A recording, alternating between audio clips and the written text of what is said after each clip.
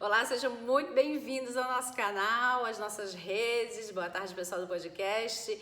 E você já sabe o que você precisa fazer para que você receba esse conteúdo todas as vezes aí, sem você ficar catando, pesquisando. É só você comentar, você dar um like, você se inscrever, apertar sininho, fazendo aquilo que a rede que você está nos assistindo aqui pede para você fazer, você vai entrar no circuito direto dessa rede aí de trabalho, dos algoritmos dela, e ela vai sempre te entregar. Do contrário, você vai de vez em quando ter que ficar pesquisando aí, cadê a Carla? Cadê ela? Cadê ela?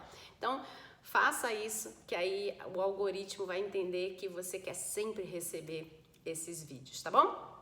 Bom, vamos lá falar sobre aquela criatura que você casou e que não te entende de jeito nenhum. O que a gente faz com ela? Vamos ver esse negócio?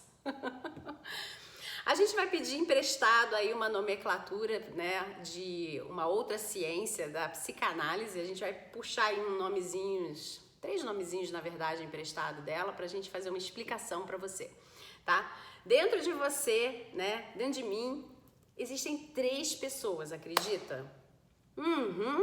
A gente tem dentro da gente 3 pessoinhas chamadas de id, ego e superego. E aí, então, você, né, que tá aí, tem 3 pessoas, id, ego e superego. O seu marido, a sua esposa, tem 3 pessoas dentro dela, id, ego e superego. Ou seja, num casamento, podemos dizer que já existem aí no mínimo 6 pessoas. Percebe? Então, vamos ver quem são essas 3 pessoas. Essas 3 pessoas, id, ego e superego, falando assim de uma forma bem básica, bem simplificada, né? Porque aqui o nosso objetivo não é fazer nenhum aprofundamento de outras ciências e menos ainda fazer essa parte técnica, né? Mas você precisa entender isso para melhor se comunicar. Quando a gente está falando com o nosso id, a gente está falando exatamente com aquele nosso lado que é quase que animalesco, é um lado que ele só quer, ele está voltado para o prazer, ele quer o tempo inteiro fazer coisas que deem prazer para ele, ou que está ligado à necessidade fisiológica dele, como comer, como ir no banheiro, né? Como precisar respirar, né? Assim, ai, tô com falta de ar, preciso respirar, né? A parte sexual, né? Toda essa parte que ela tá dentro das nossas necessidades básicas de sobrevivência, e isso inclui o prazer, né? Prazer em qualquer coisa, tá? Tá ligado ao nosso id. Então, essa pessoinha que a gente tem dentro da gente, ela é burra, porque ela só pensa no imediatismo dela de se saciar, tá? Aí a gente tem uma outra pessoa que é o nosso superego. O nosso superego, ele tá ligado a tudo aquilo que a gente vivencia de ordenamento de vida, né? São as ordens sociais, são os costumes, são as etiquetas, né? A forma de você se relacionar de forma educada, de forma cordial, né? O aprendizado, tudo isso está ligado ao seu superego. E esse superego, ele está ligado a um tem que, não tem que, né? A uma ordem, porque são regras, está estabelecido hierarquia, regra, ordenamento, tudo isso está nesse superego, tá? Ou seja, o superego é um mega super inteligente parte, uma super inteligente parte de você, mas que não tem bom senso, porque só consegue pensar de forma binária, né? Ou é ou não é, ou é ou não é, ou é ou não é, tá?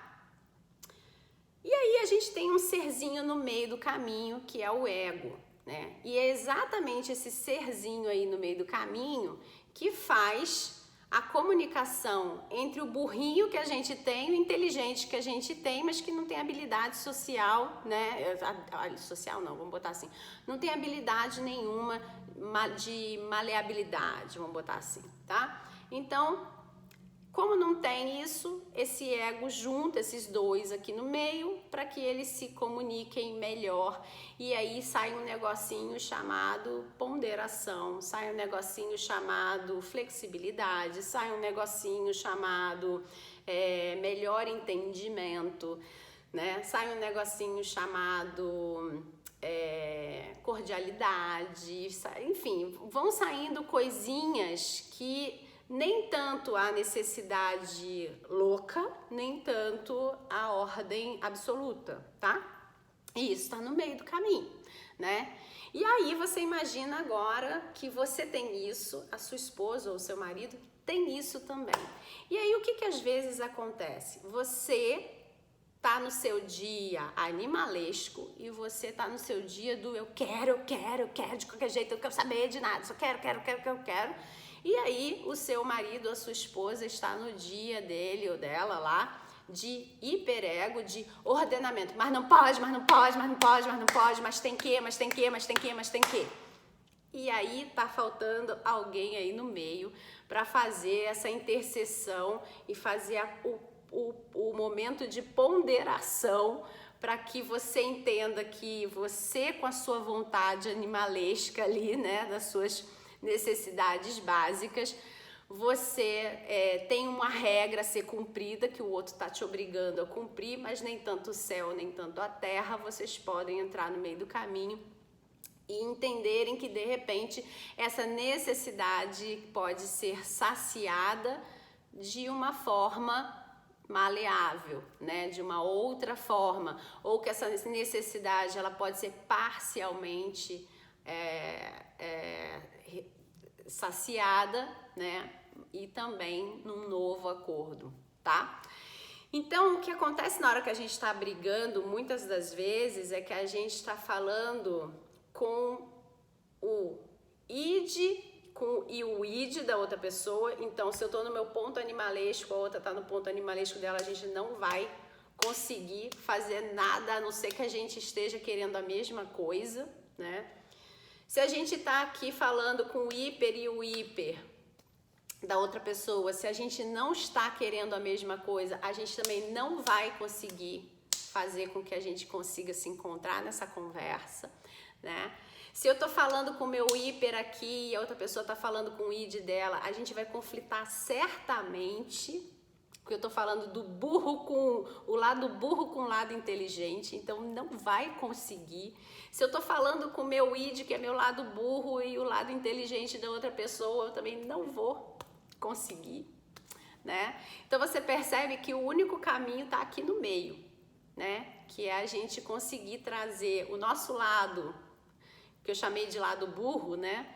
E o nosso lado inteligente pro meio, e a gente conseguir fazer um lado que consegue raciocinar, consegue ponderar, consegue ter uma melhor visão ampla da circunstância, da situação, do outro, né? Por isso que a gente faz no treinamento, né, de casais vencedores, a gente faz muito esse exercício de você conseguir se ver o mundo do outro. A gente fala muito de visão de mundo, né? Então é a minha visão de mundo, a visão de mundo do outro, porque você pode imaginar que essa pessoa veio de uma família onde tinha um pai e uma mãe, que cada um tinha 3 pessoas dentro deles. Eram 6 que trouxeram informações para essa pessoa daqui, e que essa pessoa daqui então levou essas 6 informações compactadas nela para dentro do seu casamento. E você também recebeu 6 informações, 3 da sua mãe, 3 do seu pai, que você compactou e levou para o seu casamento. Então a gente traz com a gente os nossos costumes da casa, da nossa família nuclear. A gente traz a lembrança de quando os nossos pais estão agindo com o id deles, né, que eu chamo de o lado animalesco, o lado incontrolado, o lado meio burro. A gente enxerga também quando os nossos pais estavam sendo completamente duros, né, que eles estavam dentro do hiper deles, né, Do hiperego deles e que estavam ali sem abrir mão de 1 milímetro de nada, porque tem que ou não tem que, porque é uma regra, o que tem que ser, porque tem que ser, porque tem que ser, né?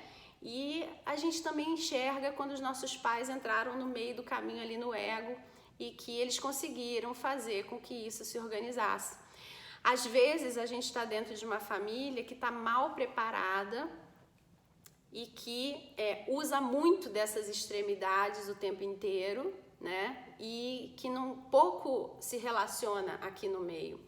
E aí, quando isso acontece, né, a gente acaba trazendo para dentro da nossa história esse tipo de comportamento novamente, né?